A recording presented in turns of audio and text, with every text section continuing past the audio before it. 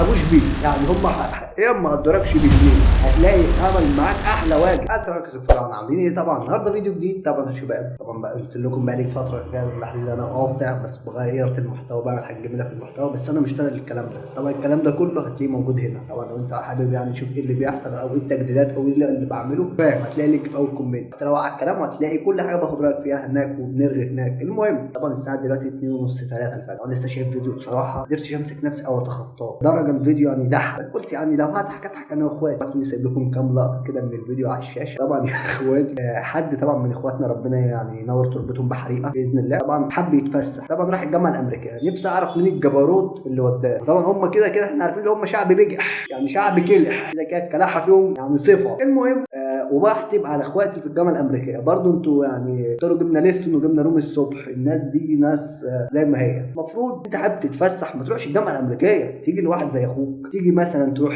حلوان، تروح المطريه، تروح جامعه القاهره، تروح جامعه عين شمس. الحتت الحلوه دي ناس يعرفوا يرحبوا بيك. انا مش عاوزك تزعل، الناس دي ما عرفتش تعمل معاك اصول، ما رحبوش بيك، يعني هم حقيقه ما قدركش بجنيه. انت المفروض تروح حتت كده، تروح المطريه، تروح حتت يا عم، روح فيصل على الاقل كده وكده، يعني راكيه شويه، روح فيصل اتفسح هناك، هتلاقي اتعمل معاك احلى واجب. هناك هم يمشي واحنا ايه العبط ده يا جماعه؟ يا جماعه ما ينفع. يعني انت لو كل واحد فرط في جزمه من اللي لابسها هتمشوك من المصحف مرضي. يعني هم لو كل واحد روقك فرده واحده، يمين بالله هتمشي مرضي جدا، انت واللي جايبك، يعني انتوا الاثنين تتراضوا. مش عاوزك تاخد على خاطر، مصر معروف لها اهل كرم، بس الجماعه دول يعني ما عرفوش يقوموا بالواجب للاسف. المفروض يعني كان يتعمل معاك واجب اعلى من كده.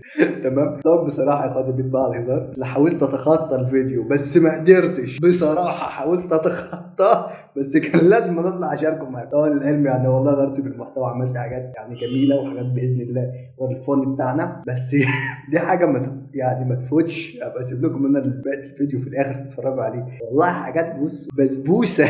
لو الفيديو عجبك او ضحك طبعا يا ريت طبعا شجاعتك تحت في الكومنتات. طبعا لو انت حابب تشوفنا تاني بلاقي جميل تشترك في القناه لو انت ما اشتركتش، عشان طبعا تقدر تشوف الفيديوهات اللي جايه بعد. طبعا اللهم صل وسلم وبارك عليك يا سيدنا محمد، كلنا نصلي على النبي. انتظرنا الفيديو جاي والسلام. بره بره.